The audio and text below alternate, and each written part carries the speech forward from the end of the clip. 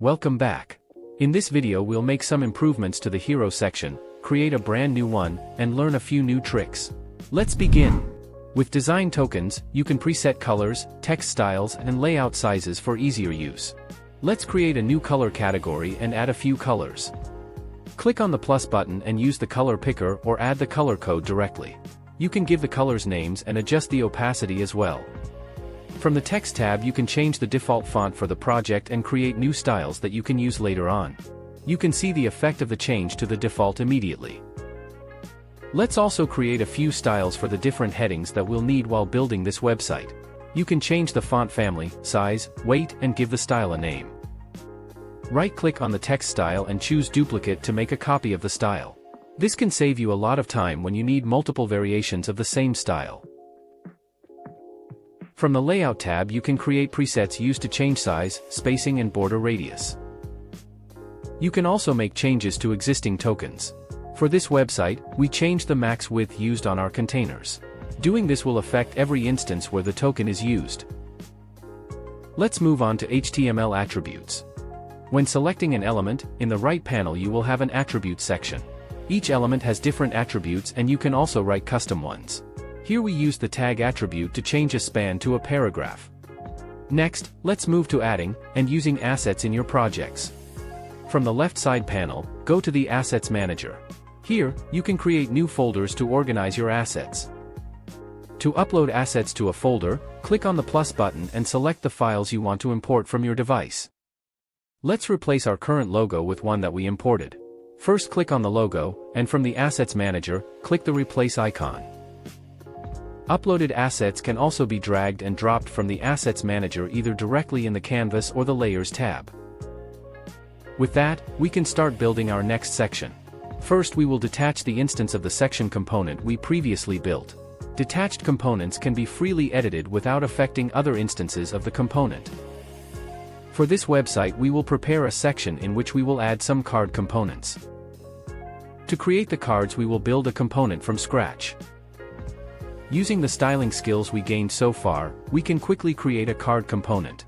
The card will have a fixed size of 250 by 370 pixels, an image, heading, placeholder text, and some padding. We'll also give it a white background, radius, and a drop shadow. To add the new card component, you can simply drag it from the Components section in the left panel to the container. Right-click and choose Duplicate to create copies of the component. You can also do this using the Command D or Control D shortcut. Now that you have the components in place you need to add content. You will do that using component props.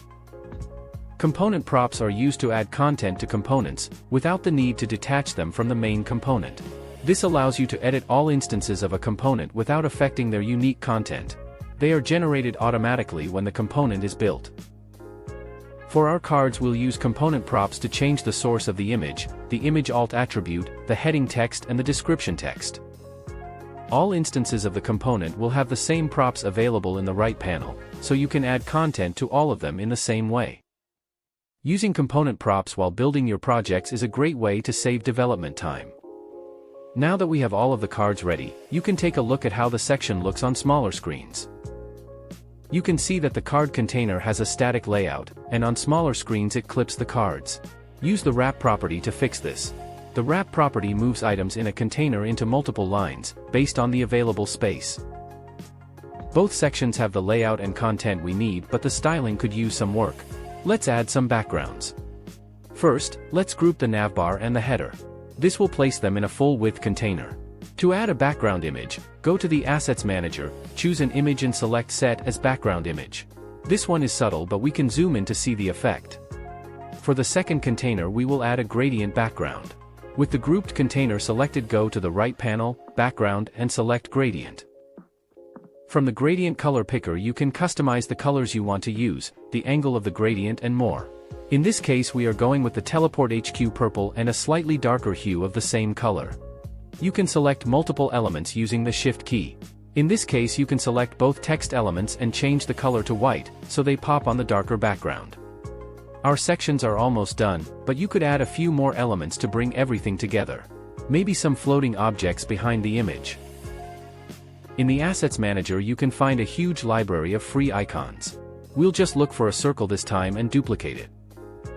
The circles need to be bigger, so we'll change the size of the first one to 200 by 200 pixels and the second to 300 by 300.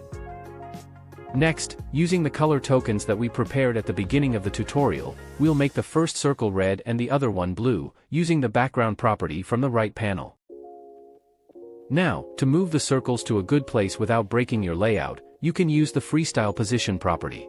With freestyle enabled, you can drag elements however you like and they will be positioned in relation to the container they are in. Cycle through the media queries at the top to make the circles look good on all devices.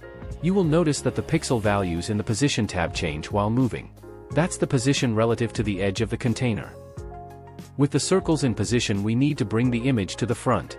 We can use the Z-index property, which determines the order of stacking items. Quick tip: while working on your website, you can always use the handlebars of the canvas to quickly switch between screen sizes. Building websites can easily get messy, so it's good to stay organized. A good way to do this is to rename your sections or containers in the Layers tab. Just double-click and rename.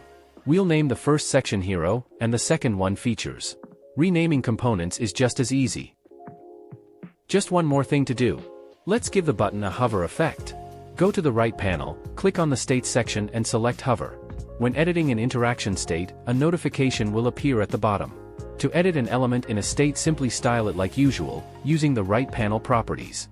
In this case, let's make the button bigger by increasing the left and right padding, change the color of the button and make the border radius and drop shadow slightly bigger. With that, you can close the interaction state and preview the project from the button on the top bar. It looks great. The button hover, the cards, and the backgrounds. At this point you could publish or export your project in one of several JavaScript frameworks, HTML and CSS, or continue on Code Sandbox or GitHub. And that's it. See you in the next one.